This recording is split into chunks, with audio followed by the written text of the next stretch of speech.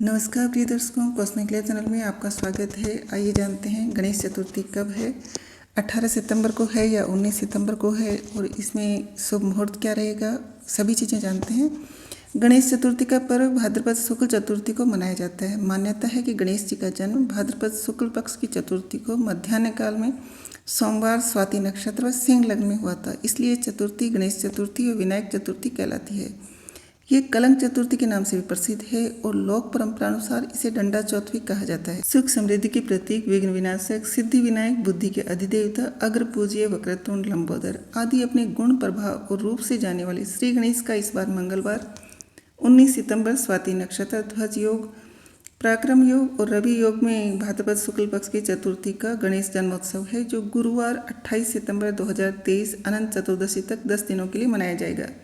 शुभ मुहूर्त कीजिए सब काजा तो फल मिले मन चाहा। यह कहावत यूं ही नहीं बन गई है, क्योंकि शुभ मुहूर्त पर किए गए कार्य सिद्ध होते हैं और बिना मुहूर्त के किए गए कार्यों में अधिकतर सफलता मिलना मुश्किल होती है। इसलिए गणेश चतुर्थी पर श्री गणेश की स्थापना भी शुभ मुहूर्त में की जाए तो हमें मनवांछित फलों की प्राप्ति होती है। इस साल भाद्रपद माह की शुक्ल पक्ष की चतुर्थी तिथि की शुरुआत 18 सितंबर को दोपहर 12:40 पर होगी और ये 19 सितंबर को दोपहर 1:45 पर समाप्त होगी। ऐसे में उदय तिथि के आधार पर गणेश चतुर्थी और 10 दिनों तक चलने वाली गणेशोत्सव की शुरुआत 19 सितंबर को होगी। वृश्चिक, जो कि स्थिर लग्न है, 19 सितंबर के दिन सुबह 10:54 से दोपहर 1:10 तक रहेगा। इस सर्वश्रेष्ठ मुहूर्त में आप पूरे मान सम्मान, हर्षोल्लास और विधि विधान के साथ गणेश जी की स्थापना कर सकते हैं। इस समय में ही आप गणेश जी की पूजा अर्चना भी करें। घर में गणेश जी की मूर्ति लाएं तो यह ध्यान रखें कि उनके बाईं हाथ की सूंड घूमी हुई होनी चाहिए। दाएं हाथ की ओर घूमी हुई सूंड वाले गणेश जी हठी होते हैं तथा उनकी साधना आराधना करना कठिन होता है। दाईं वाली सूंड गणपति में सूर्य का प्रभाव होता है। ऐसे गणपति की पूजा अधिकतर मंदिरों में की जाती है, क्योंकि उनके नियमित तरीके से पूजा पाठ, आराधना, आरती विधि विधान पूर्वक करनी अत्यंत आवश्यक होती है। जरा सी गलती हो तो परेशानी खड़ी हो जाती है। अतः घर में जब भी गणेश जी लाएं तो बाएं हाथ की ओर घूमी हुई सूंड वाले गणेश जी लेकर आएं। यदि आप पूर्ण रूप से सिद्ध व अभिमंत्रित श्वेतार गणपति की पूजा करते हैं तो वह साक्षात गणेश स्वरूप ही है। यदि घर में लंबे समय से कोई संतान नहीं हुई हो या संतान प्राप्ति की इच्छा हो तो आप गणेश जी की प्रतिमा स्थापित करना चाहते हैं तो गणेश जन्मोत्सव पर आप बाल गणेश की प्रतिमा घर पर लाएं और घर में आनंद, उत्साह और प्रगति, उन्नति के लिए गणेश जी की नृत्य करते हुए मुद्रा वाली प्रतिमा भी घर में लगा सकते हैं। जो लोग कला में विश्वास रखते हैं उन्हें भी नृत्य करते हुए गणेश जी की प्रतिमा घर में स्थापित करनी चाहिए। यदि घर में स्थायी सुख, शांति व आनंद के लिए आप गणेश जी की प्रतिमा घर में लाना चाहते हैं तो गणेश जी की ऐसी प्रतिमा घर पर लाएं जिसमें गणेश जी लेटे हुए हों, आराम करने की मुद्रा में हों। ऐसी प्रतिमा गृहस्थ व्यक्तियों के लिए अति शुभ मानी जाती है। जब भी आप गणेश जी की प्रतिमा लें तो इस बात का अवश्य ध्यान रखें कि उनका एक हाथ वरदान की मुद्रा में हो, एक हाथ में लड्डू होना चाहिए। साथ ही उनका वाहन मूषकराज भी अवश्य होना चाहिए। वास्तुशास्त्र के अनुसार जो लोग घर में शांति और संपन्नता चाहते हैं उनके लिए सफ़ेद रंग की मूर्ति उपयुक्त रहेगी और जो लोग सेल्फ ग्रोथ चाहते हैं उन्हें सिंदूरी रंग की मूर्ति घर में लानी चाहिए। सफ़ेद गणेश जी की जब घर में स्थापना करते हैं तो घर में सुख, शांति और धन आदि की कभी कमी नहीं रहती, क्योंकि ये धन, सुख और समृद्धि को आकर्षित करते हैं।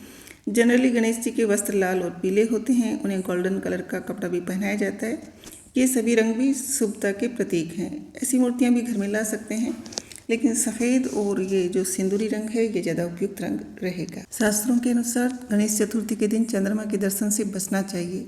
अगर चंद्रमा को देख लिया है तो झूठा कलंक लग सकता है। ठीक उसी तरह जिस तरह से भगवान श्री कृष्ण को शमंतक मणि चुराने का लगा था। कहा जाता है कि अगर किसी व्यक्ति ने भूलवश चंद्र दर्शन कर लिया हो तो कृष्ण शमंतक कथा को पढ़ने या सुनने से भगवान गणेश क्षमा कर देते हैं।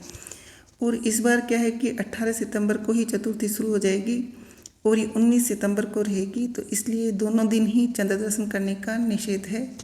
अतः दोनों दिन ही चंद्र दर्शन नहीं करें और ये ध्यान रखें। पौराणिक मतों के अनुसार गणेश जी से जुड़ी कुछ प्रचलित कथाएं इस प्रकार है।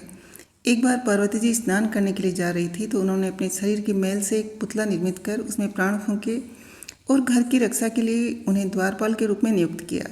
ये द्वारपाल गणेश जी थे। गृह में प्रवेश के लिए आने वाले शिव जी को उन्होंने रोका तो शंकर जी ने रुष्ट होकर युद्ध में उनका मस्तक काट दिया। जब पार्वती जी को इस बात का पता चला तो वह दुख के मारे विलाप करने लगी और उनको प्रसन्न करने के लिए शिव जी ने हाथी का सिर काटकर गणेश जी की धड़ पर जोड़ दिया। गज का सिर जुड़ने के कारण ही उनका नाम गजानन पड़ा। एक अन्य कथा के अनुसार विवाह के बहुत दिनों के बाद संतान न होने के कारण पार्वती जी ने श्री कृष्ण के व्रत से गणेश जी को प्रसन्न किया। शनि ग्रह बालक गणेश को देखने आए और उनकी दृष्टि पड़ने से गणेश जी का सिर कटकर गिर गया। फिर विष्णु जी ने दोबारा उनके हाथी का सिर जोड़ दिया। मान्यता है कि एक बार परशुराम जी शिव पार्वती जी के दर्शन के लिए कैलाश पर्वत गए। उस समय शिव पार्वती निद्रा में थे और गणेश जी बाहर पहरा दे रहे थे। उन्होंने परशुराम जी को रोका। इस पर विवाद हुआ और अंततः परशुराम जी ने उन्हें परशु से उनका एक दांत काट दिया। इसलिए गणेश जी को एक दंत के नाम से भी जाना जाता है।